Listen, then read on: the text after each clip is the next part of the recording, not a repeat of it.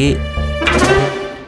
తనని అష్టదిగ్గజంగా ప్రకటించగాని చదవడం రాయడం మర్చిపోయాడు. ఇక అయిన తర్వాత ఇంకేమవుతుందో అని నేను కాదు అత్తయ్య అంటున్నారు. అమ్మా, ఈ సందేశపత్రంలో రాసిందేమీ అర్థం కావడం లేదు. అందుకే దీన్ని దర్పణంలో చూసి అర్థం చేసుకునే ప్రయత్నం చేద్దాం అనుకున్నాను. కానీ ఏమీ అర్థం కావట్లేదు.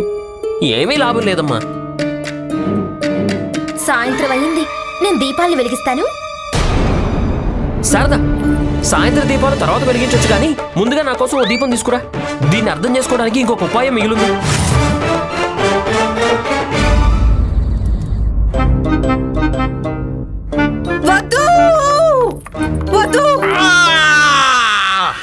నేను వరుణమాల, నేను సాక్షాత్తు నీ ఎదురుగా ప్రాణాలతోనే ఉన్నాను. కానీ అసలు మీరు ఎందుకు తిరిగి వచ్చారు? అంటే అది ఏం జరిగిందంటే నాకు నువ్వు గుర్తొచ్చావు వరుణమాల. లేదు స్వామి, మీరు ఏ సమయంలో తపస్సు కోసం బయలుదేరారో అదే సమయంలో మీకు సంసార జీవితం దూరం అయిపోయింది. ఇది తపస్సు, తమరి షష్ఠి పూర్తి కాదు. మీరు రావడానికి వీల్లేదు. చూడు వరుణమాల, నాకు తెలుసు నేను సన్యాసం కోసం అడవికి వెళ్ళానని. అలాగే నాకు ఇది కూడా తెలుసు నువ్వు కూడా అక్కడికి వస్తావని. అయితే నాకు ఇది కూడా తెలుసు నువ్వు అక్కడికి వచ్చావంటే నీకు కష్టం అవుతుందని. అలాగే నాకు ఇది కూడా తెలుసు నేను నీ కష్టాన్ని చూడలేను అని. అందుకే నేను స్వయంగా వచ్చేశాను. ఇదిగో చూడు, ఇతను మహేష్ దాస్. అందరూ ఈయన్ని ప్రేమగా బీర్బల్ అని పిలుస్తారు. ప్రణామాలు గురుమాత. సంతోషంగా ఉండు. ఇతను చాలా సంస్కారవంతుడు స్వామి. ఒకవేళ మనకు కొడుకు గాని ఉండుంటే ఇంతే ఉండేవాడు కదా స్వామి. నన్ను మీ కొడుకనే అనుకోండి.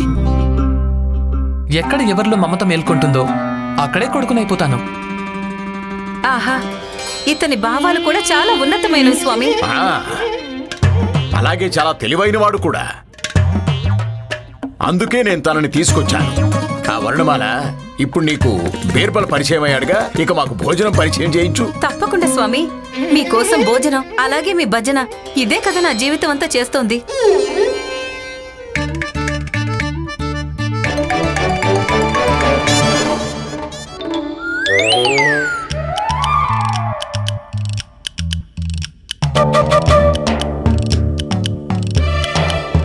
ఏదైనా మాయ చూడడానికి ప్రయత్నిస్తున్నారా ఏంటి?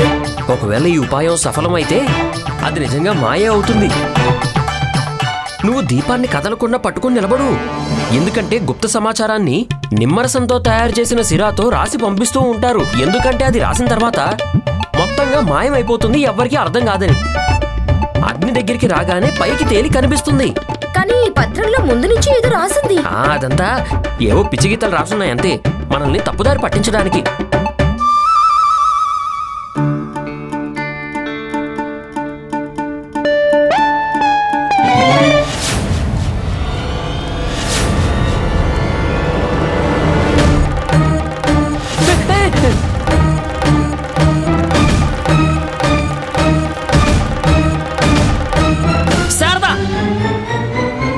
నువ్వేమీ అగ్నిగుండంలో నిలబడలేదు, కేవలం ఒక చిన్నపాటి దీపం పట్టుకుని నిలబడ్డావు అంతే, స్థిరంగా నిలబడలేవు. ఈ పత్రం కాలిపోయిందంటే ఇందులో రాసున్న రహస్యం కూడా కాలి బూడిదైపోయినట్టే. మీరేం చెప్పారు?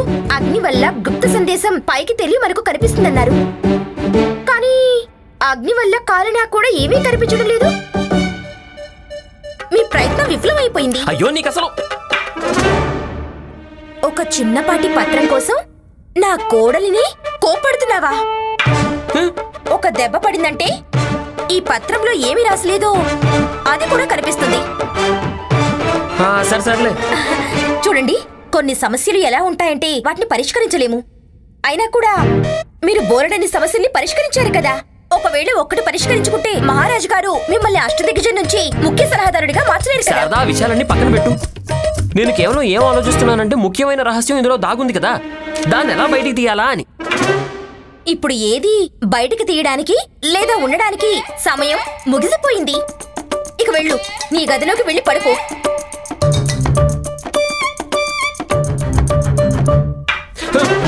వెళ్ళు. వెళ్తున్నా. అమ్మా, అది నేను వెళ్తున్నా. వద్దు.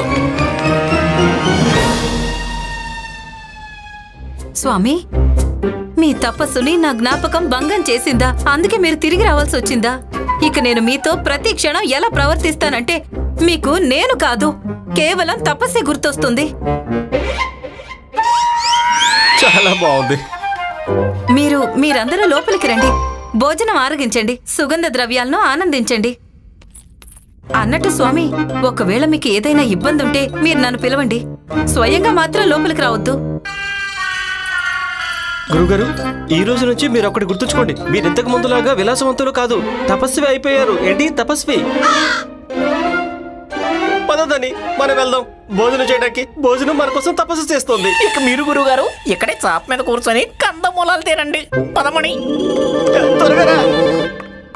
రాజగురు గారు, కందమూలాలతో పాటు అల్లం ఇంకా బొప్పాయి కూడా తినండి. ఎందుకు? అల్లం ఇంకా బొప్పాయి వల్ల శరీరంలో వేడి పుట్టుకొస్తుంది. రాత్రంతా గొంగడ లేకుండా చలిలో కూడా మీరు ప్రశాంతంగా పడుకోవచ్చు.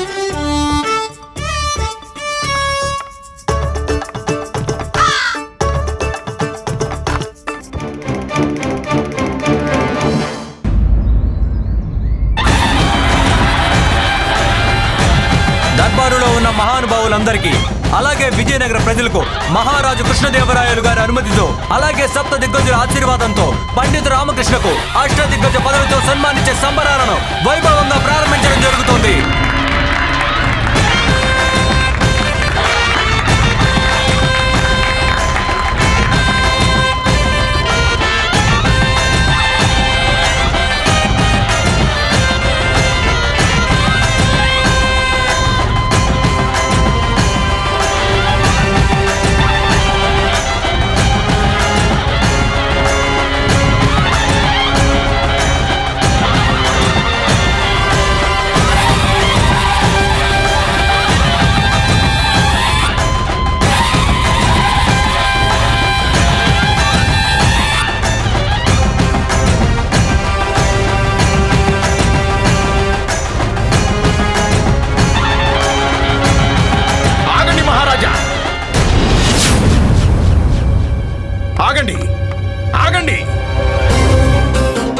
రామకృష్ణ పండితుడు అష్టదిగ్గజం కావడానికి వీల్లేదు. ఆగండి మహారాజా.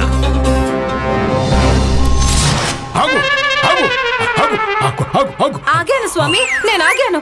ఎప్పుడు ఆగాను? మీకోసం ఎదురు చూస్తున్నానంతే. ఇదిగో చూడండి, మీకోసం చల్లటి నీళ్లు తెచ్చాను, స్నానం చేయండి. ఆ తర్వాత మీరు 2 జాముల దాకా జపం చేయాలి కదా. అవును, ఒక తపస్వికి ఇదే దినచర్య అవుతుంది. నేను ఇప్పుడే మీకోసం జపమాలలు తీసుకొస్తాను. ఓరి భగవంతుడా, తనకెలా చెప్పాలి? సన్యాసం తీసుకోవాలన్న నా నిర్ణయాన్ని మార్చుకున్నానని. ధనిమణి, మనం ఇప్పుడే ఈ క్షణమే దర్బారుకు వెళ్లాల్సి ఉంటుంది. ఒకవేళ రామకృష్ణ పండితుడు అష్టదిగ్గజం అయిపోయాడంటే అప్పుడు బీర్బల్ను మన వెంట తీసుకొచ్చినందుకు మనకెలాంటి లాభం ఉండదు. వర్ణమాల లోపలికెళ్ళింది, ఇదే సరైన అవకాశం. వెళ్దాం పద. స్నానమైనా చేయండి, స్నానం చేయండి. స్నానం అయిపోయింది. గురుగారు, ఇలాంటి వేషభాషలతో మనం దర్బార్కి ఎలా వెళ్తాం? ఓ రిక్కాడిదల్లారా, దారిలో కొత్వాలిల్లు వస్తుంది, అక్కడే మనం వస్త్రాల్ని మార్చుకుందాం. కానీ ఇక్కడి నుంచి మాత్రం వెళ్దాం పదండి. ఇంకా ఆలస్యం చేయడం మంచిది కాదు. అసలు నేనేం చేయాలనుకుంటున్నానో అది సమయం ఉండగానే పూర్తి చేయగలను లేక చేయలేనో తెలియదు.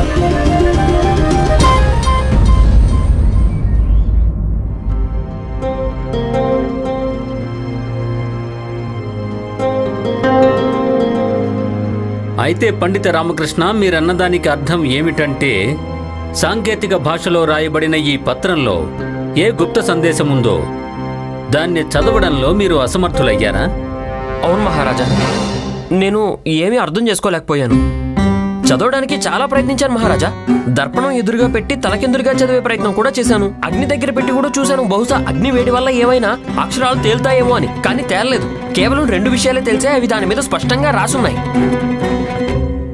ఒక 500 అలాగే 5000 సంఖ్య. ఎవరో ఖాతాదారుడు ఖాతా లెక్క రాసినట్టుగా ఉంది. ఇక రెండవది, ఆ పత్రం చివర్లో చంద్రుని ఆకృతి, అలాగే ఆ ఆకృతికి సరిగ్గా మధ్యలో కాటుక గుర్తులాగా పెట్టినట్టుంది. ఇక ఆ ఎర్రసిరాతో ఏం రాసుందో ఏం లేదో నాకైతే అర్థం కాలేదు మహారాజా. మహారాజా, మహారాజా, నాకు తెలిసినంత వరకు ఇలా కూడా అయ్యుండొచ్చు. ఈ గుప్త పత్రంలో ప్రత్యేకత ఏమీ లేకపోవచ్చు. ఇక మనం వృధాగా ప్రయత్నిస్తున్నామేమో. లేదు లేదు మంత్రి గారు, ఒకవేళ అదే నిజమైతే గూఢచారి తన ప్రాణాలు పణంగా పెట్టి ఈ పత్రాన్ని ఎందుకు పంపిస్తాడు? మనం దీన్ని చదవలేనంత మాత్రాన ఈ సందేశ పత్రంలో ఏమీ సమాచారం లేనట్టు కాదు. పండిత రామకృష్ణ చెప్పింది నిజమే. ఈ సమయంలో ఈ పత్రంలో దాగున్న సందేశాన్ని వెతకడం మనకు చాలా అవసరం. మహారాజా, నేను మళ్ళీ ప్రయత్నం చేస్తాను.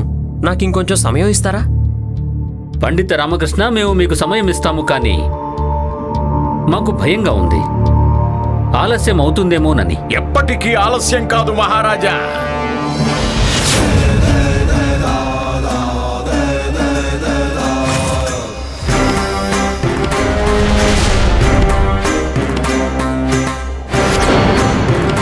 గురువర్యా,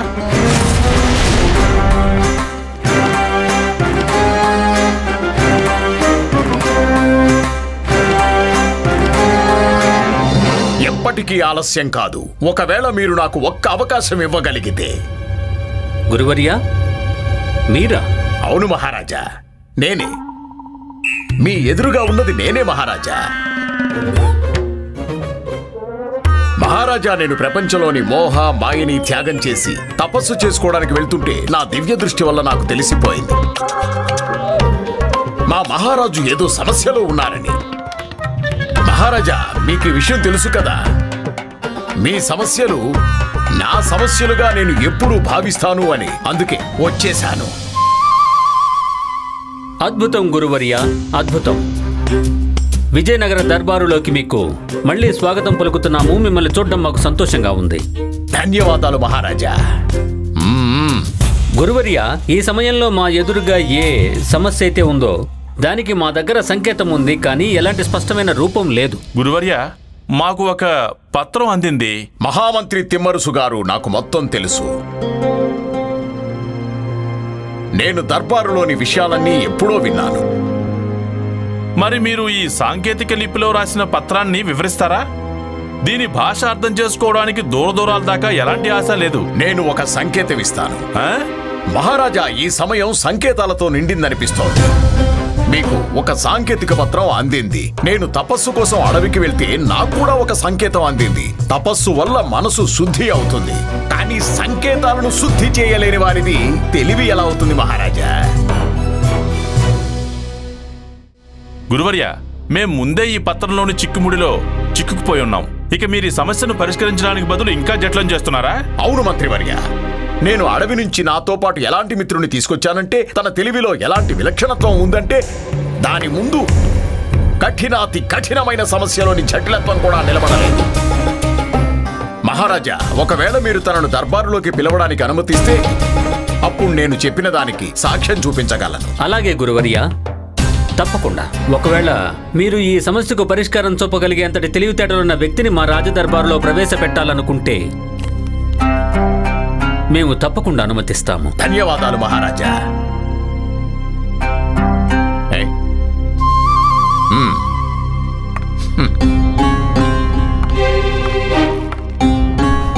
గురువర్య, ఏ సమస్య పండిత రామకృష్ణ వల్ల పరిష్కారం కాలేకపోయిందో నిస్సందేహంగా దాన్ని ఇంకొకరు పరిష్కరించడం అసంభవం. అవడానికి ముందు ప్రతి పని అసంభవంగానే ఉంటుంది. మన బీర్బల్ వచ్చేసాడు.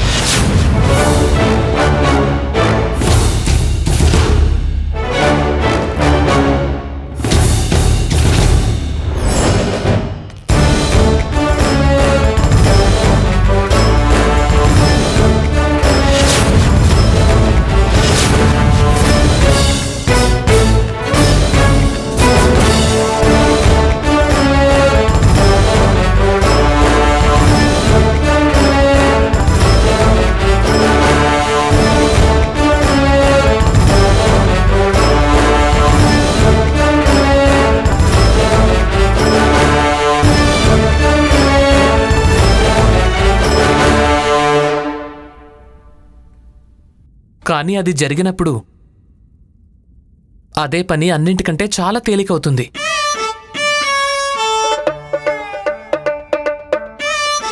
అంతేకాదు, స్వయంగా అసంభవం అనే పదం తన లోపల సంభవం అనే పదాన్ని దాచుకుంది. బాగుంది, అద్భుతం. ఆత్మవిశ్వాసం అవసరమే, కానీ అతి విశ్వాసం ఏదైనా నిస్సహాయతని గాని లోటుని గాని తెలియజేస్తుంది.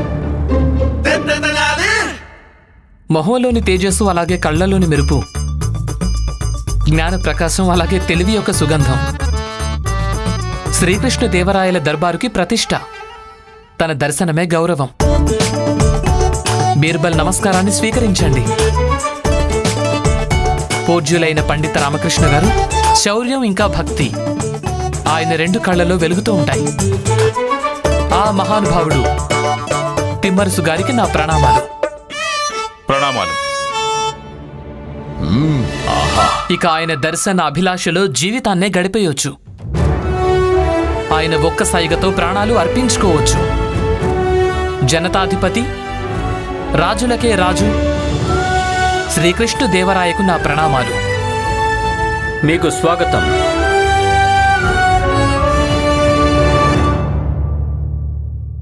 మహానుభావా, మీరు చెప్పింది నిజమే, కానీ ఒక చిన్నపాటి తేడా ఉంది. ఏమిటా తేడా? నిస్సహాయత మనిషితో ఏం చేయిస్తుంది అంటే తనకు చెయ్యడం ఇష్టం లేనిది. ఇక ఆత్మవిశ్వాసం ఏం చేయిస్తుందంటే అది ఒక మనిషి చేయలేంది.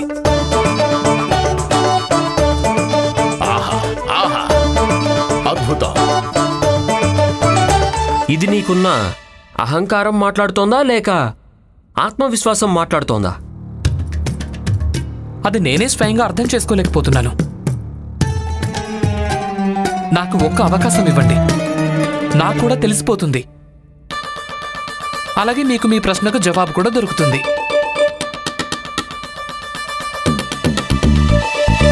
తప్పకుండా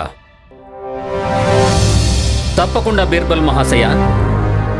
ఎందుకంటే గురువర్యుల కోరిక మేరకు మీకు రాజదర్బారులోకి ప్రవేశం లభించిందంటే మా అభిప్రాయం ప్రకారం బీర్బల్కు ఈ సమస్యను పరిష్కరించే ఒక అవకాశం తప్పకుండా ఇచ్చి తీరాలి. మహామంత్రి గారు, మహారాజా, వీరికి సమస్య ఏమిటో తెలియజేయండి. తమ రాజ్ఞ మహారాజా. మహారాజా, అనుభవం ఉన్న ఒక విజయనగర గూఢచారిని శత్రువులు పట్టుకున్నారు. ఇక దాని తర్వాత ఆ గూఢచారి ఒక పత్రాన్ని పంపడంలో సఫలమయ్యాడు. దాన్ని చదవడంలో ఇప్పటివరకు ఎవరూ సఫలం కాలేదు. ఎందుకంటే నేను దర్బారు బయటే నిలబడి ఉన్నాను, అందుకే నేను మొత్తం విన్నాను. నేను ఒకసారి ఆ పత్రాన్ని చూడొచ్చా?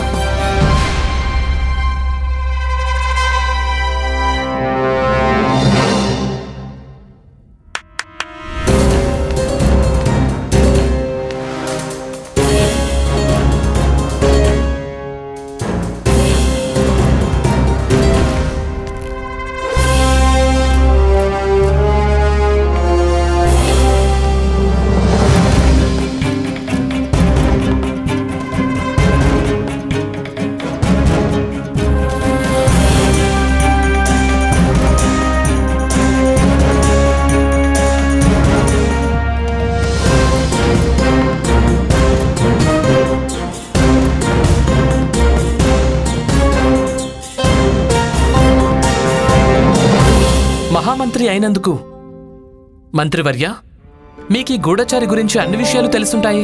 తను చదువుకోలేదు, కానీ తన పనిలో అత్యంత నిపుణుడు, అలాగే శ్రద్ధ గలవాడు. మహారాజా, అతను చదువుకోలేదా? తను రాసింది చదవడానికి మనమెందుకు ప్రయత్నిస్తున్నాం?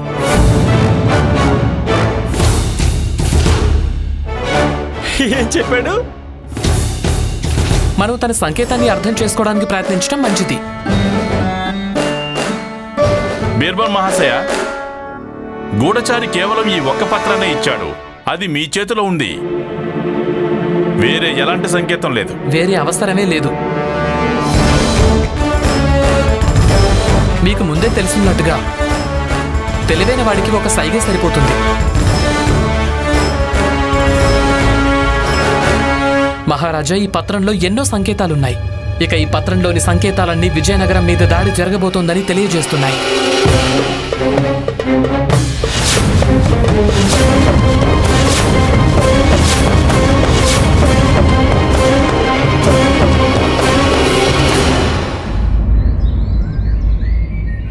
మొదటి సంకేతం, ఎలాంటి రాజకీయ సందేశం మీదైనా నలుపు లేదా నీలి సిరాను ఉపయోగించడం జరుగుతుంది. కానీ మహారాజా ఇక్కడ చూడండి, ఇందులో ఎర్ర సిరాను ఉపయోగించారు. ఇక ఎర్ర రంగు ఒక హెచ్చరిక సందేశానికి ప్రతీక అవుతుంది.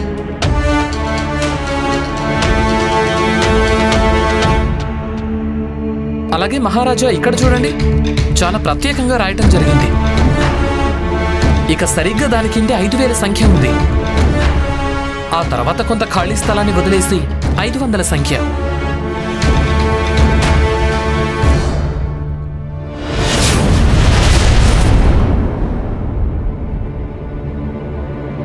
అంటే 2 సైన్యాలు ఎదురెదురుగా నిలబడ్డాయి. ఇప్పుడు నాకు అర్థమైంది. రామకృష్ణ పండితుడా, మీరు ఈ పత్రంలోనిదేమీ అర్థం చేసుకోలేకపోయారు. ఇప్పుడు మీకేమర్థమైందని ఆటంకం కలిగిస్తున్నారు? మహారాజా, నాకైతే ఎదురెదురుగా నిలబడ్డ 2 సైన్యాలే అనిపిస్తోంది మహారాజా. ఇక ఈ దక్షిణ దిక్కులోని చిన్న సైన్యం విజయనగరానిది. ఇక దీనివల్ల ఇదే స్పష్టమవుతోంది, విజయనగరం మీద 10 రెట్లు ఎక్కువ సైన్యంతో దాడి జరగబోతోందని.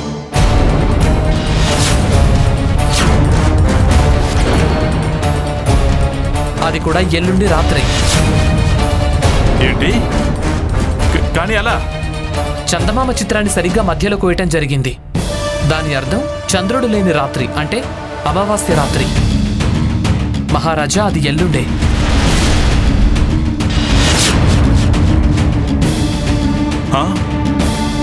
బీర్బల్ మహాశయ,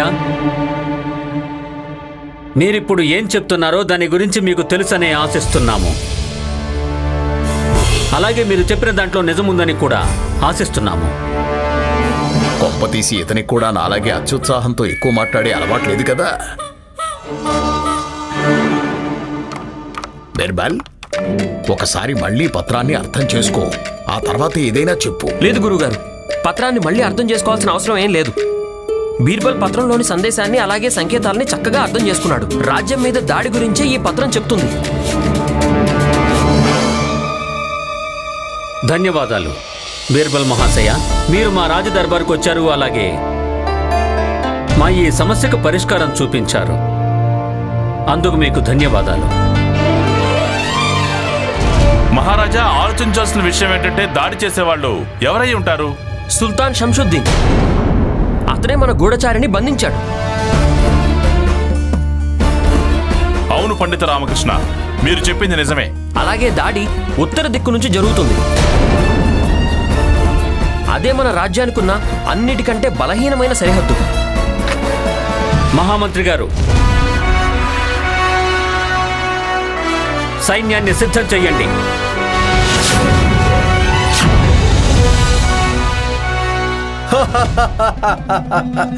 ఈసారి కృష్ణదేవరాయుడు కన్ను మూయక తప్పదు.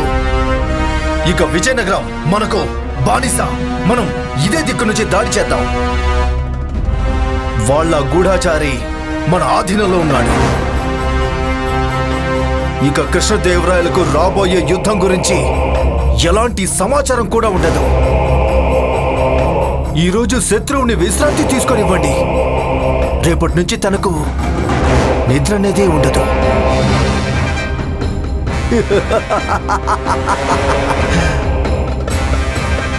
ఇది మన పెద్ద సైన్య బలగం.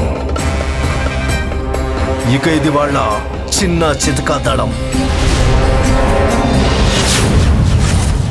రేపు రాత్రి దాడి ఈ దిక్కు నుంచి జరుగుతుంది. మీరు చెప్పింది పూర్తిగా నిజమే పండిత రామకృష్ణ గారు. నా అనుమానం కూడా ఇదే. అంటే ఎల్లుండి రాత్రి వరకు, ఎంత తక్కువ సమయంలో అయితే విజయనగర రాజ్యానికి మిగతా సరిహద్దుల వద్ద ఏ సైన్యం అయితే ఉందో అది ఈ సైన్యంలో కలిసిపోవడం కష్టమే. దీని అర్థం ఏమిటంటే మహామంత్రి గారు, మన సైన్యం కంటే 10 రెట్లు ఎక్కువ బలశాలైన సైన్యాన్ని ఎదుర్కోబోతోంది. అవును, ఇక ఏదుందో అది ఎదురెదురుగా పోరాడలేదు. మేమెప్పుడూ ఇది ఆలోచించే రణభూమిలోకి వెళ్ళాం. కానీ ఈసారి ఆలోచించక తప్పదు మంత్రి గారు. ఏం ఆలోచించాల్సి ఉంటుంది పండిత రామకృష్ణ? ఈ స్థితిలో ఇంకేం చేయగలం? నిజమే మహారాజా, మనం ఏమీ చేయలేము. కానీ చూపించొచ్చు కదా. ఏంటి? మనం మన సైన్యం యొక్క శక్తిని శత్రువుల సైన్యం కంటే ఎన్నో రెట్లు ఎక్కువ శక్తిగా చూపించాలి. రామకృష్ణ పండితుల వారు, అసలు మీరేమంటున్నారు? సైన్యం ఏమైనా ధనస్సుకుండే తాడ లాగి పొడుగ్గా చేయడానికి అది సాధ్యం కాదు. సాధ్యం అవుతుంది. ఒకవేళ మనం నకిలీ సైన్యం నిలబెడితే సాధ్యం అవుతుంది. నకిలీ సైన్యమా? కానీ ఇదెలా సాధ్యం? ఇది అసాధ్యం. మన దాడి నుంచి తప్పించుకొని మన శత్రువులు వెళ్ళిపోవడం. మహామంత్రి, నువ్వు వెళ్ళి వెంటనే సైన్యాధికారికి ఆదేశాలు ఇవ్వు. తను హిమాలయాల నుంచి పెద్ద సైన్యాన్ని తీసుకొని విజయనగరం వైపు దూసుకెళ్లాలని. దాంతో వాళ్ళ మరో సైన్య బలగం రాకముందే మేము విజయనగరపు ఈ సైన్యం మీద మా ఆధిపత్యాన్ని సాధిస్తాం. విజయనగరంలో ఈ భూభాగం మీద ఏమున్నాయి? ఈ ప్రాంతంలో 5 పెద్ద గ్రామాలుంటాయి. వాటి జనాభా అంచనాకి ఒక 50,000 వరకు ఉండొచ్చు. బాగుంది. మహారాజా, ఏదైనా ఉత్సవాన్ని ఏర్పాటు చేసే అవకాశం ఉందా? దాంట్లో ఈ 5 గ్రామాల ప్రజలు పాల్గొనాలి. బీర్బల్, అసలు ఈ ఆలోచనలు మీ మెదడులోకి ఎక్కడి నుంచి వస్తున్నాయి? ముందుగా నకిలీ సైన్యం, ఇప్పుడేంటి ఏదో ఉత్సవాన్ని నకిలీ ఏర్పాట్లు చేయించాలనుకుంటున్నారా? ఉత్సవం నకిలీది కాదు గురుదేవా. మహారాజా, మీరు ఒక పెద్ద జాతరని ప్రకటించండి. పండిత రామకృష్ణ, ఎల్లుండి రాత్రి ఒక పెద్ద యుద్ధం జరగబోతోంది. ఇక మీరు ఇక్కడ జాతర గురించి మాట్లాడుతున్నారు? అవును మంత్రి గారు, జాతరే. ఆ జాతరకు గ్రామాల నుంచి 1000 మంది వస్తారు. అవును, జాతర జరిగేదే రాత్రి. ఆ రోజు రాత్రి అమావాస్య కాబట్టి 1000 సంఖ్యలో కాగడాలు కూడా వెలిగిస్తాం. ఇక కాగడాలతో వెలుగు వస్తుంది. ఇక ఇదే వెలుగు వల్ల శత్రువులకు మాయాజాలం అవుతుంది. అవును, కానీ గుర్తుంచుకోండి, ప్రతి గ్రామస్తుడు వాళ్ళు జాతరకు వచ్చాం అని మాత్రమే అనుకోవాలి. మన వ్యూహం ఎలా ఉంటుందంటే, జాతరలోని మొదటి వరుసలో మన సైనికులందరూ చేతిలో కాగడాలు పట్టుకుని నిలబడతారు. అలాగే శత్రువు వచ్చి చూసినప్పుడు తనకు మన సైన్యం వాళ్ళకంటే 10 రెట్లు ఎక్కువగా ఉందని భ్రమపడుతూ ఉంటారు. ఈ యుద్ధాన్ని మనం సాహసంతో గెలవడం లేదు. నిజానికి శత్రువుల భయంతోనే వాళ్ళను ఓడిస్తాం. మహామంత్రి గారు, మీరు ఉత్సవాన్ని ప్రకటించండి. తమరి ఆజ్ఞ మహారాజా. అలాగే గురువర్య, మీరు ఒక పని చేయండి. చెప్పండి, ఏం పని చేయాలి మహారాజా? మీరు కేవలం పత్రాలు రాయాలంతే. ఈ గ్రామాల పండితుల పేరున వాళ్ళకేం చెప్పాలంటే, మీకున్న దివ్య దృష్టి వల్ల మీరు అనుభూతి చెందారు అని, ఒక తల్లి కోసం ఒక జాతర ఏర్పాటు చేయాలని. అలాగే మహామంత్రి గారు, మీరు పండిత రామకృష్ణ అలాగే బీర్బల్ చెప్పిన ప్రకారం ఆ ఉత్సవానికి ఏర్పాట్లు రణభూమిలోనే చేయించండి. మహారాజా, మనం ఈ ఏర్పాట్లన్నీ త్వరగా మొదలు పెట్టాలి. నాకు తెలిసి సుల్తాన్ తన సైన్యాన్ని తీసుకుని విజయనగరానికి ఇప్పటికే బయలుదేరిపోయి ఉంటాడు.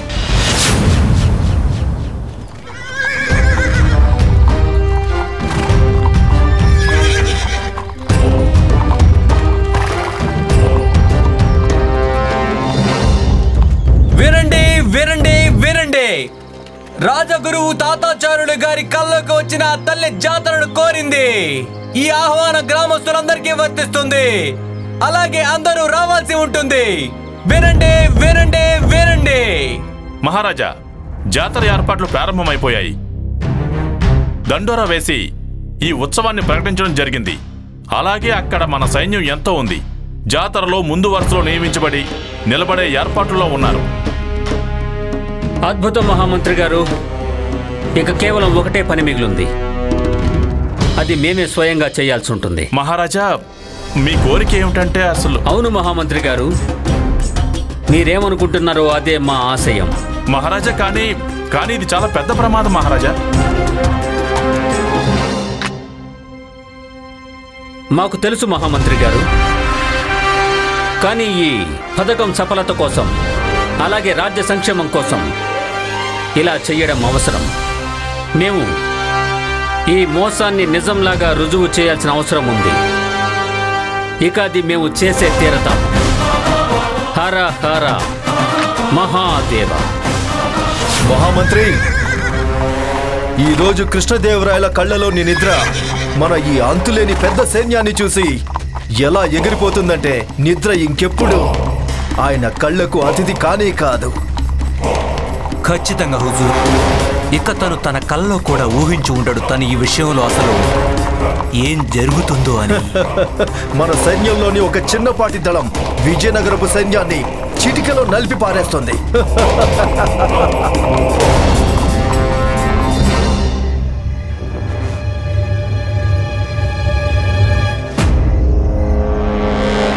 మహామంత్రి, అసలు నేను చూస్తుందేంటి?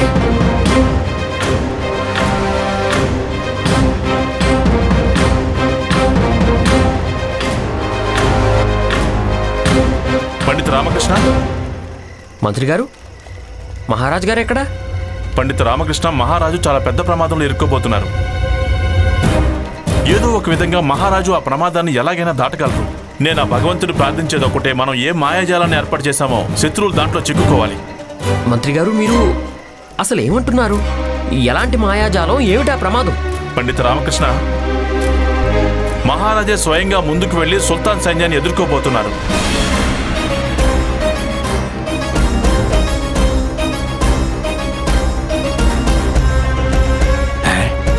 కొన్ని క్షణాల్లోనే మహారాజు సుల్తాన్ ఎదురుగా ఉంటారు. భగవంతుడా, మా మహారాజుని రక్షించు స్వామి.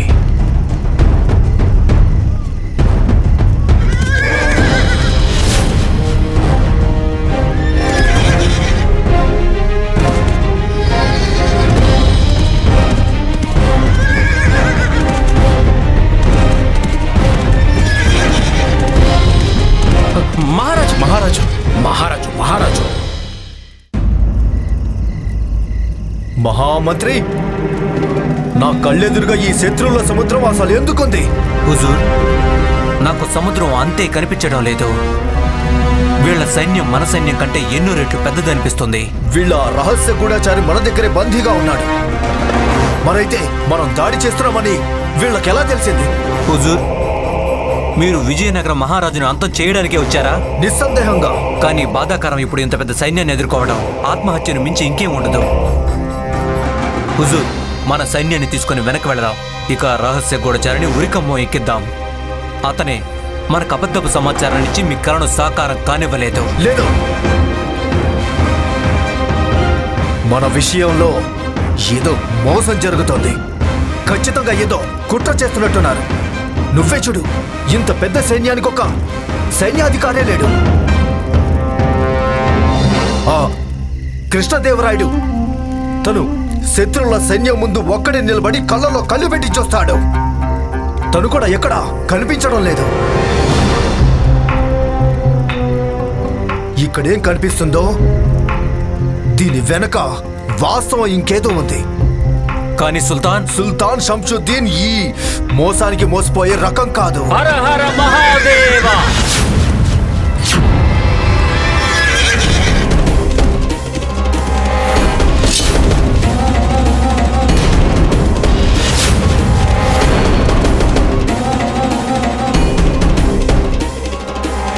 సుల్తాన్, నువ్వు కాళరాత్రి నీడలో మోసంతో విజయనగర రాజ్యం మీద దాడి చేయడానికి వచ్చావు. కానీ ఖచ్చితంగా నువ్వు ఇది మర్చిపోయినట్టున్నావు. మేము తొల్వా వంశంలో పుట్టిన వాళ్ళము. మేమెప్పుడు మోసం చెయ్యలేదు. అలాగే మోసం ఎప్పటికీ జరగనివ్వము. అది మా రాజదర్బారు కావచ్చు లేదా రణభూమి కావచ్చు. చూడు, నీ స్వాగతం కోసం విజయనగర సైన్యం కాళరాత్రి గుండెల్లో వెలుగు అనే ఎంత పెద్ద దీపాన్ని పట్టుకుని నిలబడిందో కళ్ళారా చూడు.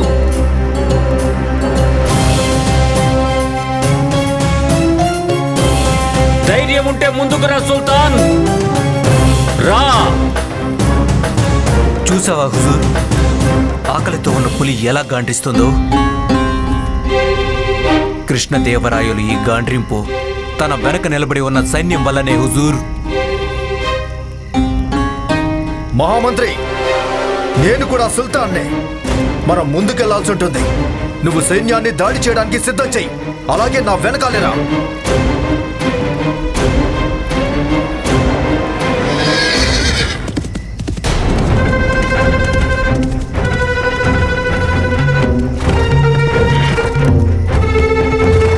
రా సుల్తాన్, చివరికి ఎదురెదురుగా వచ్చేశావు.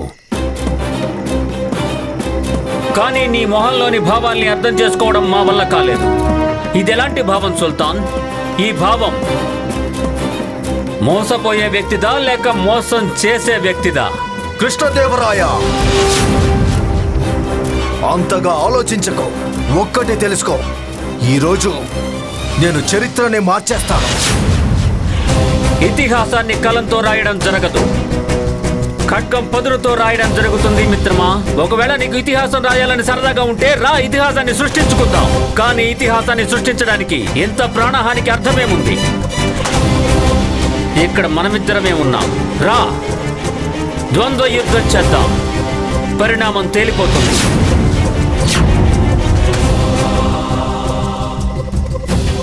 ఇక మేము విజయనగర సామ్రాట్ కృష్ణదేవరాయలు ప్రమాణం చేస్తున్నాడు. ఒకవేళ ఈ యుద్ధంలో ఓడిపోతే ఈ విజయనగర రాజ్యం నీదే. కానీ సుల్తాన్, ఒకవేళ నువ్వు ఓడిపోతే విజయనగరంలోంచే కాదు, మొత్తం భారతదేశంలోంచే నీ రూపురేఖల్ని చెరిపేయడం జరుగుతుంది.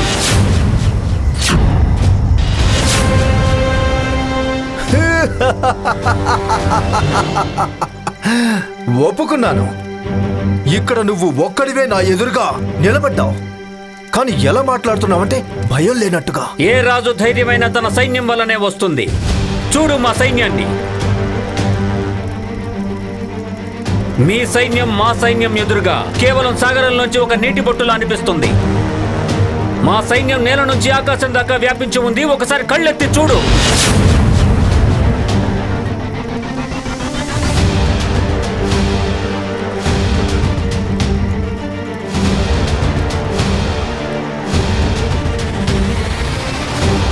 మీది చాలా పెద్ద సైన్యమే. కానీ నేను కూడా ఇక్కడికి ఏదో విందులో పాల్గొనడానికి రాలేదు. ఒకసారి నువ్వు కళ్ళెత్తి నా సైన్యం వైపు చూడు, నీకు తల తిరిగిపోతుంది. అన్నట్టు ఇంతకీ నీ సైన్యం ఎక్కడుంది? నాకేమనిపిస్తుందంటే యుద్ధం చేసే హడావిడిలో సైన్యాన్ని తేవడమే మర్చిపోయినట్టున్నావు.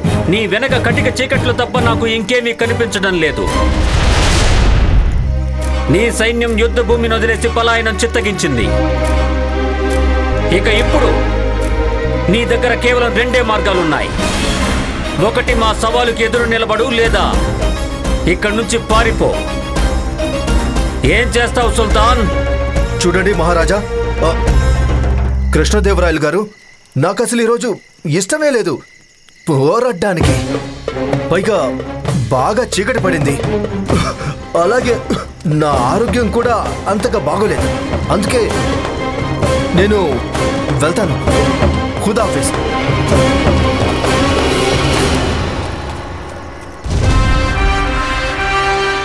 సుల్తాన్ వెనక్కి వెళ్తున్నాడు. మహారాజు శ్రీకృష్ణదేవరాయల వారికి, మహారాజు శ్రీకృష్ణదేవరాయల వారికి, మహారాజు శ్రీకృష్ణదేవరాయల వారికి. జయ జయ ధ్వానాలకు హక్కుదారుని మేము కాదు, పండిత రామకృష్ణ ఇంకా బీర్బల్. జయ జయ ధ్వానాలు వాళ్లకు చెప్పండి. పండిత రామకృష్ణకి, బీర్బల్ కి, పండిత రామకృష్ణకి, బీర్బల్ కి.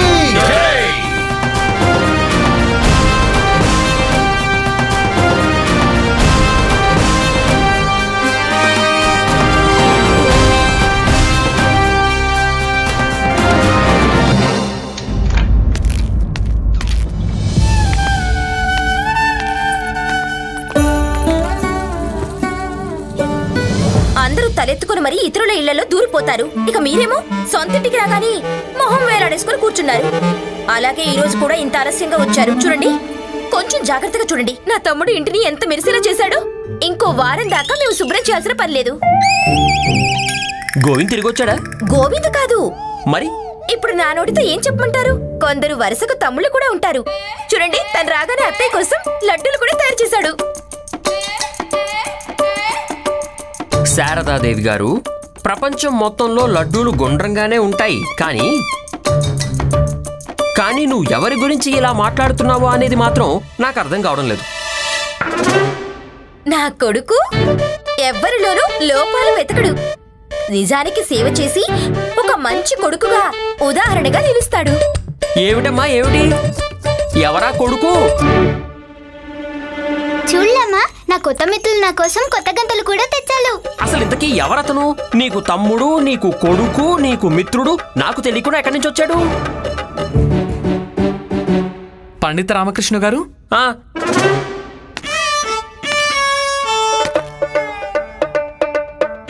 మీ ఇంట్లోనే మీకు స్వాగతం ఎలా చెప్పాలి?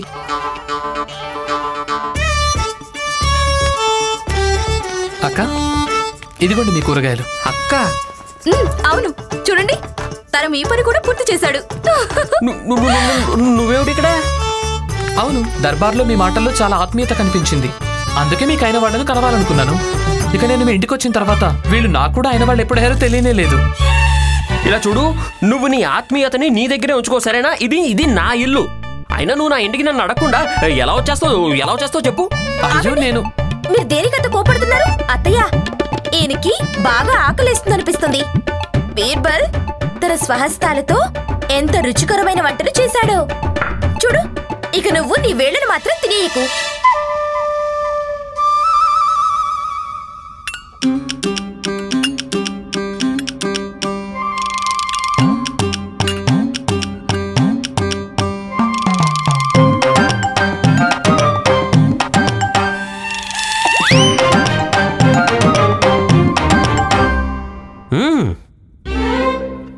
భోజనం రుచి పర్లేదనేటట్టుగానే ఉంది.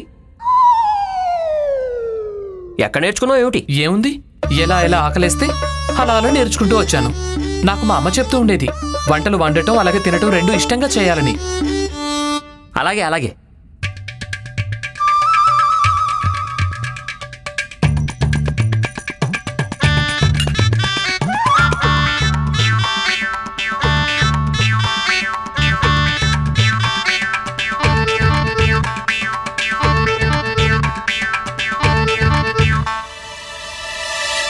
ఇదిగోండి బీర్బల్ మహాశయ, ఒకవేళ మీరు ఇక్కడున్న అన్ని పనులు చేసి సంతోషించినట్టయితే, సేవ చేయడంలో సరిహద్దులన్నీ దాటేసినట్టయితే, ఇక మీరు దయచేస్తారా?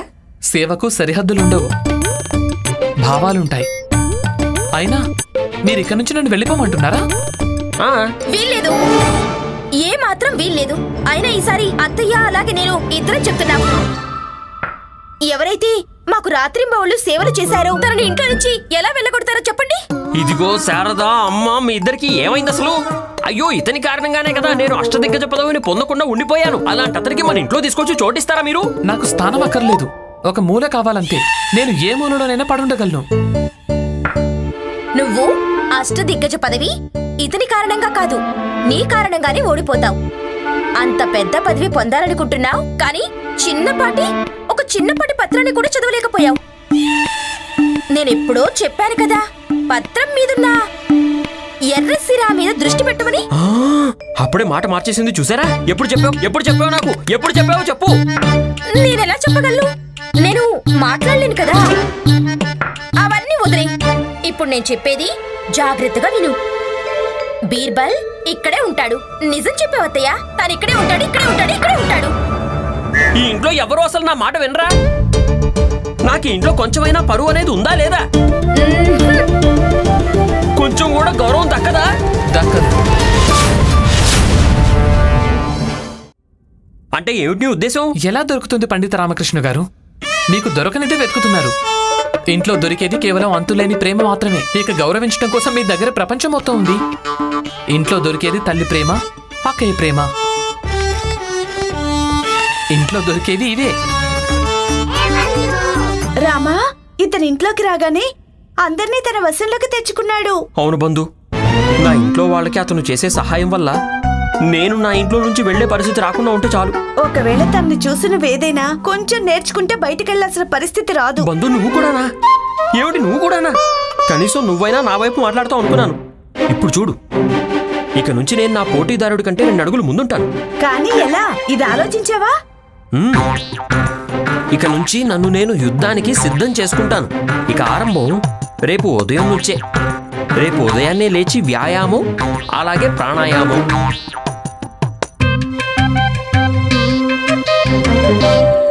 ధనిమణి, మీరెప్పుడైనా విన్నారా? ఎవరైనా యుద్ధ భూమిలో ఓడిపోతే తనను ఇంట్లోంచి కూడా బయటకు వెళ్ళగొట్టారని? వినలేదు గురువుగారు. ఇప్పుడు రామకృష్ణ పండితుడి విషయంలో కూడా ఇలాగే జరుగుతుంది. ఎందుకంటే ఇప్పుడు అక్కడ బీర్బల్ ఉన్నాడు. కానీ గురువుగారు, బీర్బల్ గారు ఏం చెప్పారంటే ఆయన రామకృష్ణ పండితుడిని కలుసుకోవాలనుకుంటున్నారని, ఆయన చూడాలనుకుంటున్నారు అంట. ఆయన ఎలా చేస్తాడో, ఏం చేస్తాడో ఇవన్నీ ఆయన దగ్గర నేర్చుకోవాలనుకుంటున్నారట. కానీ వీటన్నిటి వల్ల మీకేం లాభం? ఒరే మూర్ఖుల్లారా, గాడిదల్లారా! రామకృష్ణ పండితుణ్ణి బీర్బల్ అర్థం చేసుకోనంత వరకు తన మీద విజయం ఎలా సాధిస్తాడ్రా? నేనే బీర్బల్ను నా మాటల వలలో ఇరికించి రామకృష్ణ పండితుడి ఇంటికి వెళ్ళడానికి ప్రేరేపించాను. ఎందుకంటే తను రామకృష్ణ పండితుడి ఆలోచనల్ని అర్థం చేసుకొని అలాగే ప్రతి అడుగులోనూ రామకృష్ణ పండితుడి కంటే ముందు ఉండాలని నేను రామకృష్ణ పండితుడి అంతం ఆరంభానికి మొదటి డోలు వాయించాను. బీర్బల్ను తన ఇంటికి పంపించాను. ఇప్పుడు బీర్బల్ రామకృష్ణ పండితుడిలోని అలసత్వాన్ని ఆయుధంగా మార్చుకొని తనను తన ఇంటి వాళ్ళ నుంచి దూరం చేస్తాడు. అలాగే దర్బారులో బీర్బల్ తనను తన చుట్టుపక్కల కూడా తిరగానివ్వాడు. అద్భుతం గురువుగారు! నేను రామకృష్ణ పండితుణ్ణి ఎలాంటి వలలో ఇరికించానంటే ఇక తను అస్సలు యుద్ధమే చేయలేడు. తను తన సమస్యలోనే చిక్కుకొని ఉండిపోతాడు.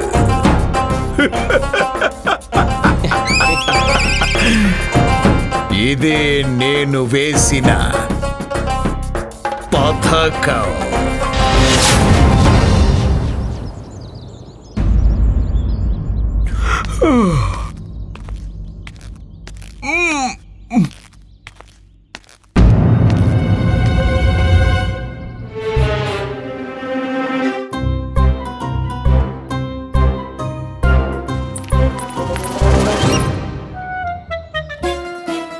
ఇలాంటి తమ్ముడు పరలోకంలోని అప్సరసలకు కూడా ఉండడు.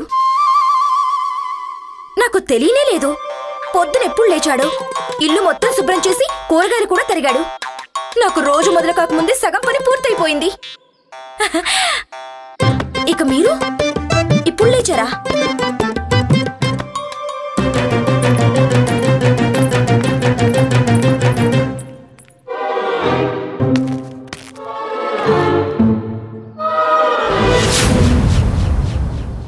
పండిత రామకృష్ణ గారు, మీరు లేచారా?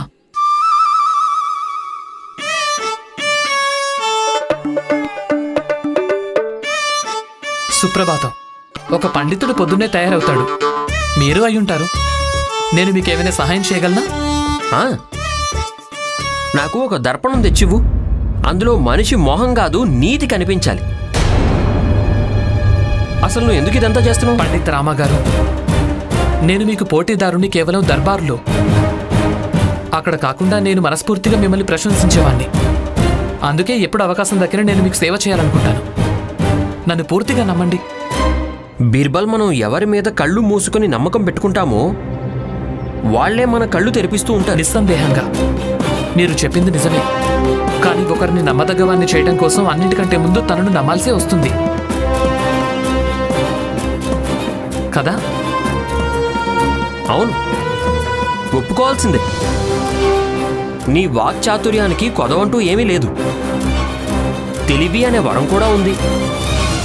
కానీ నువ్వు ఈ తెలివికి యోగ్యుడివేనా? మీరు యోగ్యులేనా?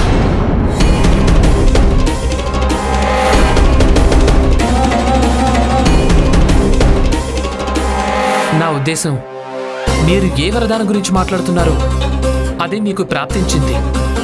అందరికీ తెలుసు, వరదానం వరదానమే అవుతుంది. ఎవరైనా దానికి యోగ్యుడా కాదా అన్నది పెద్ద తేడా ఏం లేదు. ఉంటుంది.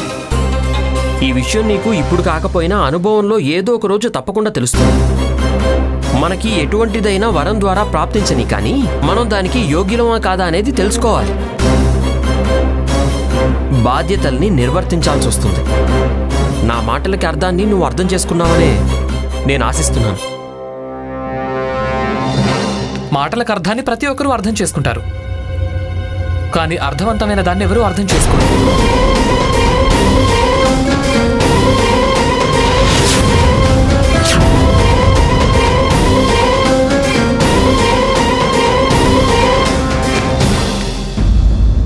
ఇక్కడికి విచ్చేసిన మహానుభావులందరికీ మీ అందరికీ స్వాగతం.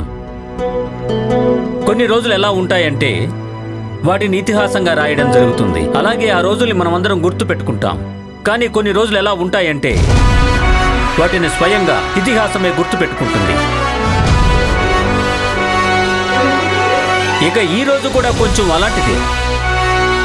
ఎందుకంటే ఈ రోజు ఏం జరగబోతోందో అది నభూతో నా భవిష్యతి. పండిత రామకృష్ణ అష్టదిగ్గజంగా నియమానికి దగ్గరైపోయారు. కానీ అకస్మాత్తుగా కొన్ని సంఘటనలు ఎలా జరిగాయంటే మన ఎదురుగా ఇంకొక పోటీదారుడొచ్చాడు, బీర్బల్ మహాశయుడు. ఓ పదవికే పోటీదారుడు, అష్టదిగ్గజ పోటీదారుడు. ఈరోజు వీళ్ళిద్దరూ ఇక్కడే ఉన్నారు. ఇక వీళ్ళిద్దరి మధ్య యుద్ధం ఉంటుంది, తెలివి యుద్ధం. పణంగా ఉండేది విజయనగర రాజ్య హోదా, దాని ప్రతిష్ట. అలాగే సాక్షి అయ్యేది మేము చేసే న్యాయం.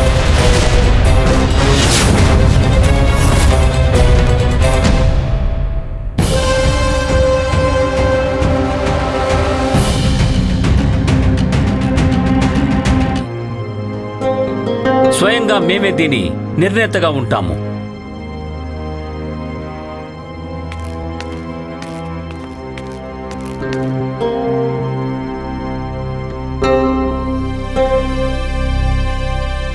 గుర్తుంచుకోండి, పండిత రామకృష్ణ, బీర్బల్ ఏ పనులు అప్పగించినా అవి సప్త దిగ్గజాల ద్వారా ఇవ్వబడినవే. ఇక ఇవి ఎలా ఉంటాయంటే అవి వీళ్ళిద్దరి భౌతిక సామర్థ్యాన్ని అలాగే మానసిక సామర్థ్యాన్ని పరిశీలిస్తాయి. బీర్బల్,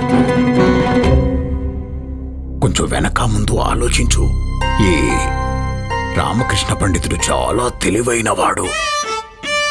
అలాగే, అందుకే ఆయన దర్బార్లో ఉన్నాడు. ఇక ఆయన ఉన్నారనే మీరు నన్ను అడవి నుంచి తీసుకొచ్చారు కదా. ఆయన చాతుర్యం, తెలివితేటలు నన్ను ఎక్కడి నుంచి ఎక్కడికి తెచ్చాయో. పండిత రామకృష్ణ, నాకు తెలుసు మీరు సిద్ధంగా ఉన్నారని. కానీ మీరు ఆ బీర్బల్తో కొంచెం జాగ్రత్తగా ఉండండి. మంత్రి గారు, జాగ్రత్తగా ఎవరుంటారంటే ఇంకొకరి మీద నమ్మకంతో వచ్చిన వాళ్ళు, లేదా మనసులో భయం ఉన్నవాళ్ళు. ఎలాగూ మైదానంలోకి దిగిపోయాను. ఇక ఏం జరుగుతుందో అది చూద్దాం. నిజం చెప్పారు పండిత రామకృష్ణ. అన్నట్టు నా శుభాకాంక్షలు మీకు తోడుంటాయి.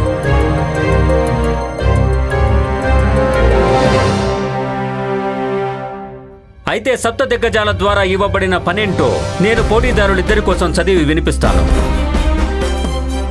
ఒక యాత్రకు బయలుదేరాలి. ఎలాంటి వాహనంలో ప్రయాణించాలంటే ఆ వాహనం దాన్ని తయారు చేసిన వాడికి ఎందుకు పనికిరానిది. అలాగే దాన్ని కొన్నవాడు దాన్ని ఉపయోగించుకోలేనిది. ఎవరైనా ఉపయోగించుకుంటే తను దాన్ని చూడలేనిది. అలాగే తనకి తెలియనిది. అలాంటి వాహనంలో దర్బారుకి రావాల్సుంటుంది. ఎవరు రాలేరో వాళ్ళు ఓటమి పాలవుతారు.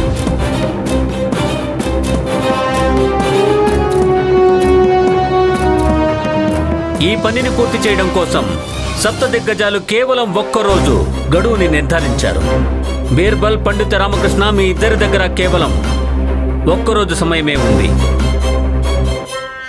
మహారాజు శ్రీకృష్ణదేవరాయల వారికి, మహారాజు శ్రీకృష్ణదేవరాయల వారికి, మహారాజు శ్రీకృష్ణదేవరాయల వారికి, మహారాజు శ్రీకృష్ణదేవరాయల వారికి, మహారాజు శ్రీకృష్ణదేవరాయల వారికి, మహారాజు శ్రీకృష్ణదేవరాయల వారికి, మహారాజు శ్రీకృష్ణదేవరాయల వారికి, పండిత రామకృష్ణ గారు, పోటీ సందర్భంగా శుభాకాంక్షలు. ధన్యవాదాలు.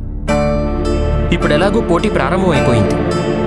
మనం ఒకరికొకరం ఎదురుగా నిలబడ్డాం. ఇప్పుడైనా చెప్పు, నువ్వేం ఆశిస్తున్నావు? నేనేం ఆశిస్తాను? ఎప్పుడు గుర్తొస్తుందో అప్పుడు చెప్తాను. కానీ నేనేం ఆలోచించలేదో, ఆశించే ప్రయత్నం కూడా చేయలేదో అది నాకు ఈరోజు లభించింది. ఏమిటది? నా ఆదర్శనీయుడు పండిత రామకృష్ణ గారి పక్కన నిలబడ్డానికి అవకాశం. పక్కనే నిలబడ్డావు సరే, కానీ ముందుకు వెళ్ళి నన్ను ఓడించే ఉద్దేశం లేదా? పండిత రామకృష్ణ గారు, అప్పుడప్పుడు మనం మన జీవితాన్ని జీవించం.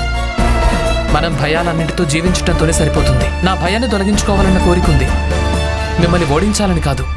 ఒకవేళ మీరు చెప్తే ఈ సమయంలోనే పోటీలో నుంచి తప్పుకుంటాను. అలాగే నా భయాన్ని కూడా నా వెంట తీసుకెళ్తాను. అది ఎంతమంది కలిగి ఉంటుందో తెలియదు. ఒకవేళ నువ్వు ఈ సమయంలో పోటీలో నుంచి నీ పేరు వెనక్కి తీసుకుంటే నీ మొహాన్ని నాకు ఎప్పటికీ చూపించకు. ఎందుకంటే ఒక పిరికివాడు, ఒక బలహీనుడు నాకు పోటీదారుడుగా ఉండాలనుకోను. ఇది వినటం కోసమే నా చెవులు తప్పించాయి. ఒకసారి మళ్ళీ పోటీ సందర్భంగా శుభాకాంక్షలు. ధన్యవాదాలు బీర్బల్. ఒకవేళ నువ్వు ఓడిపోతే పెద్ద విషయం ఏం కాదు, కానీ నేను ఓడిపోతే చాలా పెద్ద విషయం అవుతుంది. నా మీద గెలిచినా నీకు ఎలాంటి ఘనత దక్కదు, ఓడిపోయినా ఎటువంటి నష్టమూ జరగదు. ఎటువైపు నుండి చూసుకున్నా నువ్వు భాగ్యస్థానంలోనే ఉన్నావు.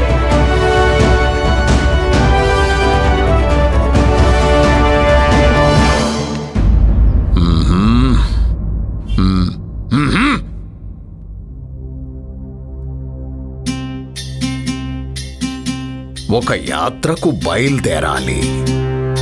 ఎలాంటి వాహనంలో ప్రయాణించాలంటే ఆ వాహనం తయారు చేసిన వాడికి ఎందుకు పనికిరానిది, కొన్నవాడు దాన్ని ఉపయోగించుకోలేనిది, ఎవరైనా ఉపయోగించుకుంటే తను దాన్ని చూడలేనిది. ఇలాంటి వాహనం ఎక్కడ దొరుకుతుంది? ఈ వాహనం బీర్బల్, ఏదైనా వాహనం దొరికిందా? ఆలోచిస్తున్నాను కానీ ఏం అర్థం కావటం. నేను కూడా ఎప్పటి నుంచో ఆలోచిస్తున్నాను. ఒకవేళ జవాబు దొరక్కుంటే మనం ఓడిపోతాం. మీకు తెలీదు బీర్బల్, ఈ రామకృష్ణ పండితుడు నా దృష్టిలో శత్రువు కంటే కూడా ఎక్కువే. తను బతికుండగానే నేను కళ్ళు మూసుకుని నిద్రపోలేను. జవాబు కావాలి, పరిష్కారం కావాలి. విధంగా ఆవేశపడడం వల్ల, తలబాదుకోవటం వల్ల పరిష్కారం దొరకదు. కొంచెం ఆలోచిస్తేనే పరిష్కారం దొరుకుతుంది. అప్పుడప్పుడు జీవితంలో గమ్యాన్ని చేరుకోవటం కోసం మార్గం ఉండనే ఉండదు, వేసుకోవాల్సి ఉంటుంది. ఖచ్చితంగా ఈ పని కూడా ఏ పరిష్కారం లేదేమో. అలాగే జవాబు కోసం పరిష్కారం తయారు చేయాలి. దొరికింది. నాకు జవాబు దొరికింది.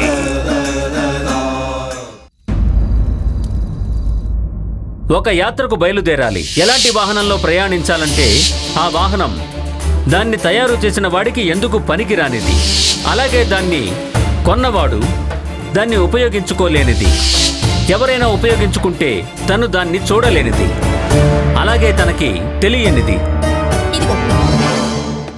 ఇక నేను చెప్పింది రాసి పెట్టుకోండి. దాంతో మీకు గుర్తుంటుంది. మీకు ఏ పని అప్పగించారో దానికి ఒక పరిష్కారం గాని, అలాగే జవాబు కూడా సాధ్యం కాదు. శారదా, ఈ పని ఎవరైతే అప్పగించారో వాళ్ళ పేరు వెనక దిగ్గజం అని ఉంటుంది. దిగ్గజం, అర్థమైందా? ఈ పనికి పరిష్కారం అంటూ లేకపోతే వాళ్ళు నాకు ఈ పని అప్పగించరు.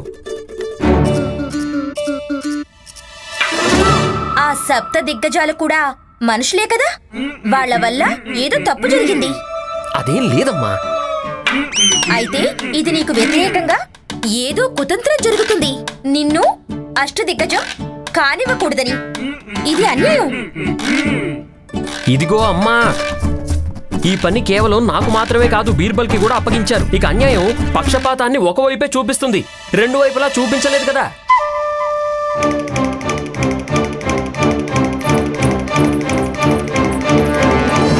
నాన్న, పరిష్కారం ఆలోచించు.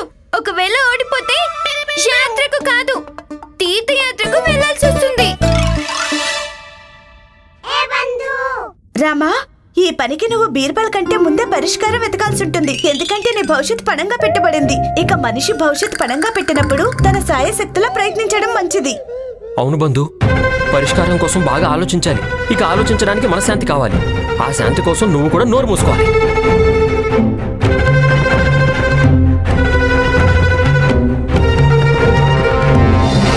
వచ్చేసింది, జవాబు వచ్చేసింది. నేను జవాబు తీసుకొచ్చాను. ఇదిగోండి జవాబు తీసుకొచ్చాను, చూడండి. మీరు జవాబు ఆలోచిస్తూ ఉండిపోయారు, నేను వెళ్ళి జవాబును వెతుక్కొని తీసుకొచ్చాను. ఇదిగో కర్రతో తయారు చేయబడిన జవాబు. ఇది పల్లకి కదా, పరిష్కారం ఎలా అవుతుంది? ఇది మీకు పల్లకిలా కనిపిస్తోందా? ఇది మీకు పల్లకిలా కనిపిస్తోందా? ఆ పల్లకిలాగే కనిపిస్తోంది. నాకైతే చిక్కుముడిలోని ఒక్కొక్క పదం ఇందులో స్పష్టంగా కనిపిస్తోంది. కానీ ఎలా గురువు గారు? ఎలానా? ఇలా చూడండి. ఈ పల్లకి తయారు చేసింది వీళ్ళు. నేను వీళ్ళ చేతులు నరికించేస్తాను. ఇది వీళ్ళకెందుకు పనికిరాదు. ఇక ఎవరైతే ఈ పల్లకి కొంటారో నేను వాళ్ళను దేశంలోంచి బహిష్కరిస్తాను. వాళ్ళు దీన్ని ఉపయోగించుకోలేరు. అన్నట్టు బీర్బల్, నేను మీ కళ్లకు గంతలు కట్టి దీంట్లో కూర్చోబెడతాను. ఇక దీంట్లో కూర్చొని దర్బారుకు వెళ్ళు. నువ్వు దీన్ని చూడలేవు కదా. దొరికింది కదా, దొరికింది కదా సమస్యకు పరిష్కారం. రాజగురు గారు, మీ ఈ పరిష్కారం వింటే సప్త దిగ్గజాల మెదళ్లలో కల్లోలం చెలరేగుతుంది. ఇక మహారాజు మిమ్మల్ని అడుగుతారు, నేను ఓటమి మాలను ఎవరి మెడలో వేయాలి, మీకా లేక బీర్బల్ కాని? గురుగారు, మీరు పలకతో పాటు నడుచుకుంటూ వచ్చారు కదా. గురుగారు, మీకోసం ఎదురు చూసి చూసి మాకు ఆకలేస్తుంది. మమ్మల్ని తినడానికి తీసుకెళ్ళండి. ఇంట్లో గురుమాత లేదు అంటే భోజన ఏర్పాట్లు కూడా ఉండవు. ఈ రోజు వరుణమాల లేదు. సరే అయితే నేను వెళ్తున్నాను. మీరు మీ భోజనానికి ఏర్పాట్లు చేసుకోండి. ఎక్కడికి? బీర్బల్, అయ్యో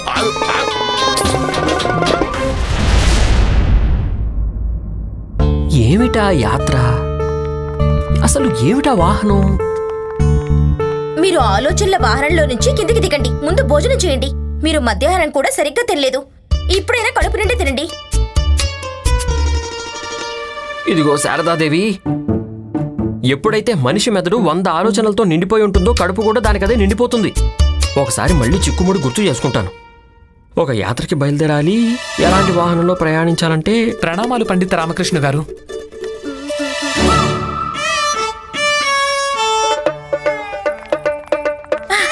శారదా, నా కొడుకు వచ్చేసాడు. చూడు, బెంగతో ఎంతగా చిక్కిపోయాడు. అమ్మా, ఒక్క రోజులోనే ఎవరైనా చిక్కిపోగలుగుతారా? ఎందుకు చిక్కిపోరు? పొద్దున్నుంచి రాత్రి దాకా భోజనం కడుపులోకి వెళ్ళకుంటే మనిషి లోపల నుంచి చిక్కిపోక ఏమవుతాడు? సరే వదిలే. తమ్ముడు, నువ్వు చెప్పు, నువ్వు పొద్దున్నుంచి ఏమైనా తిన్నావా? నాకు తెలుసు. రా రా రా.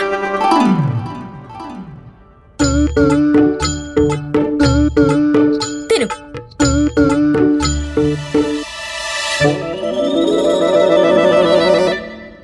నీకు తెలుసా బాబు, కొన్నేళ్ల తర్వాత ఈ రోజే నేను భోజనం వండాను. అది కూడా నీకోసమే. అవునా అమ్మా? నా స్వహస్తాలతో. నేను చాలా విషయాలు మార్చేపోయాను. తర్వాత శారదే నాకు సాయం చేసింది. ధన్యవాదాలు అత్తయ్య. నువ్వు తిను.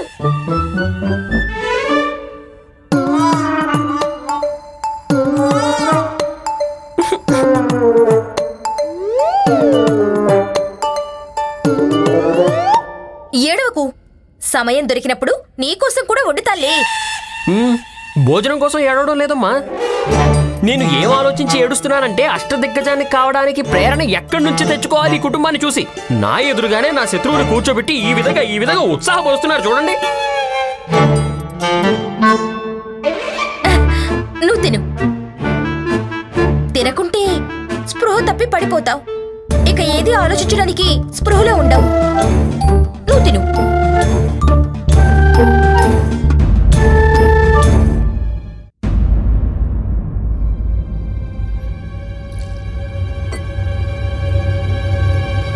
అయ్యో, భోజనాన్ని మధ్యలో వదిలేసి ఎక్కడికి వెళ్తున్నావు?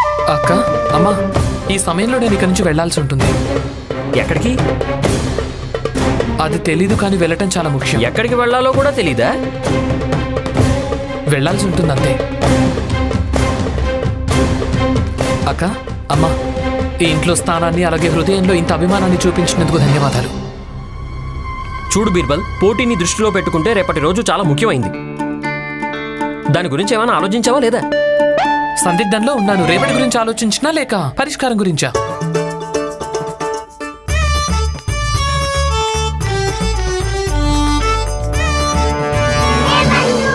రమా, ఎవరిని ఆటగాడని అనుకుంటున్నానో తన అమాయకుల్లా ఉన్నాడే. తను అన్ని వదిలేసి వెళ్ళిపోతున్నాడు. అసలు పోటీదారుడే లేనప్పుడు ఇక ఇంకేం పోటీ? తను వెళ్ళడం నీ గెలుపు రామా.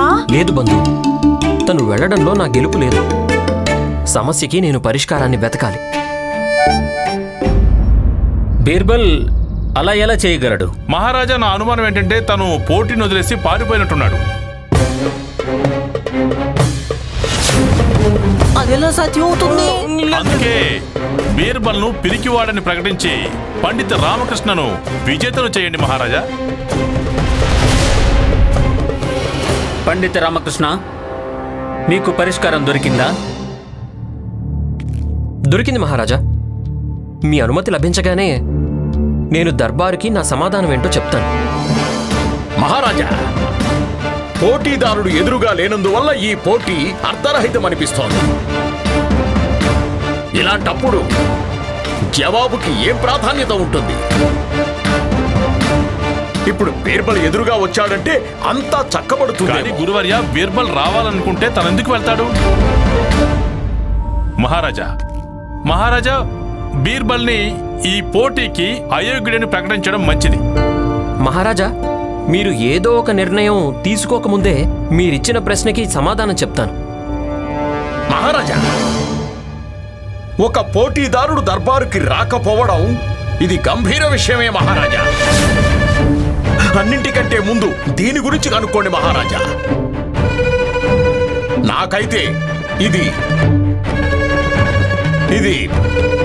అనుమానాస్పదంగానే కనిపిస్తోంది మహారాజా.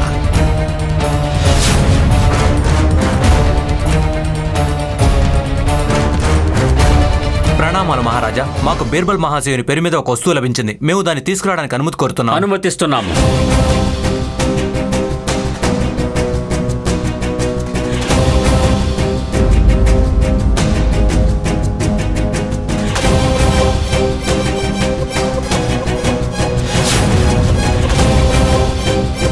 ఏం తీసుకొస్తున్నారు?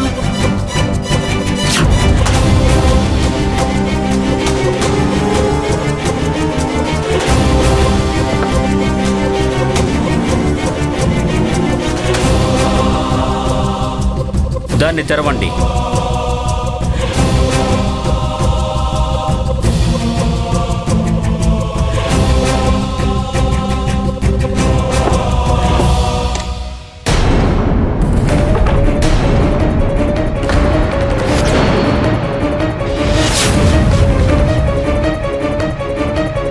ఇతను బీర్బల్ కదా? బీర్బల్ మహారాజా! ఓరి భగవంతుడా, చంపేశారు. మహారాజా, దేని గురించి అనుమానించానో అది కుతంత్ర రూపంలో ఎదురుగా ఉంది మహారాజా. బీర్బల్ ను చంపడం జరిగింది మహారాజా. ఇది ఎవరో వేసిన దుర్మార్గపు ఎత్తు మహారాజా.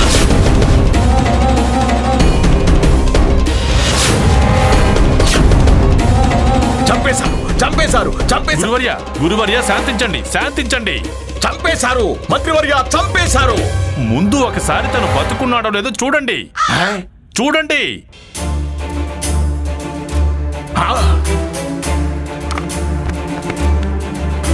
నాడి కొట్టుకుంటోంది మహారాజా.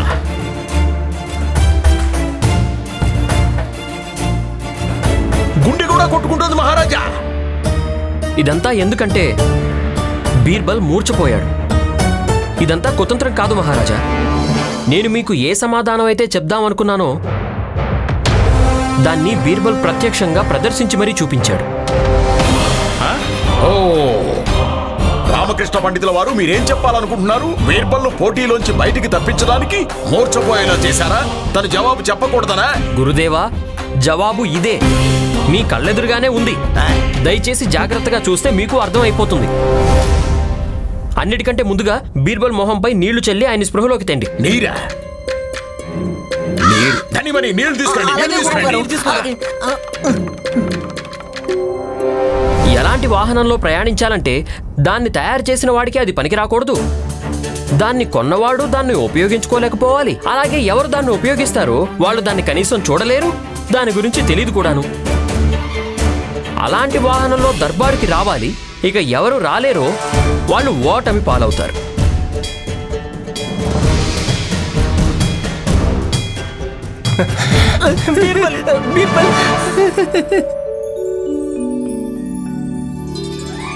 మహారాజా, ఇక్కడ యాత్ర ఈ లోకం నుంచి ఆ లోకంలోకి, అది మరణం తర్వాత మాత్రమే జరుగుతుంది. శవపేటికని తయారు చేసిన కార్మికుడికి దీంతో ఎటువంటి ఉపయోగమూ ఉండదు. ఎవరు దీన్ని కొనుక్కుంటారో వాళ్ళు దీన్ని ఉపయోగించుకోలేరు కూడాను, ఎందుకంటే చనిపోయిన వాళ్ళ కోసం వేరొకరు ఈ శవపేటికని కొంటారు కాబట్టి. ఇక ఇప్పుడు మన బీర్బల్ గారు తను స్పృహ లేని స్థితిలో ఈ శవపేటికలో ప్రయాణించి ఇక్కడికి వచ్చారు లేదా తీసుకురాబడ్డారు. అంటే ఆయన ఇదంతా చూడలేదు, అలాగే ఇది జరిగినట్టు తెలీదు. చనిపోయిన తర్వాత స్పృహలో ఉండనట్టుగానే ఆయన ఇక్కడికి వచ్చారు. అలాంటి స్థితిలో మనం ఏమీ చూడలేము, మనకి ఏమీ తెలియదు కూడాను. అది అనంతకాలపు మూర్ఛ అవుతుంది మహారాజా. మహారాజా, ఇదే మీ ద్వారా ఇవ్వబడిన మొదటి పనికి పరిష్కారం. దాన్ని బీర్బల్ చాలా సరిగ్గా స్పష్టంగా చూపించాడు. ఇక్కడ వాహనం అంటే శవపేటికి, దీంట్లో ప్రయాణించి మనం పరలోకానికి బయలుదేరతాం. అంటే బీర్బల్ విజేత అయ్యాడు.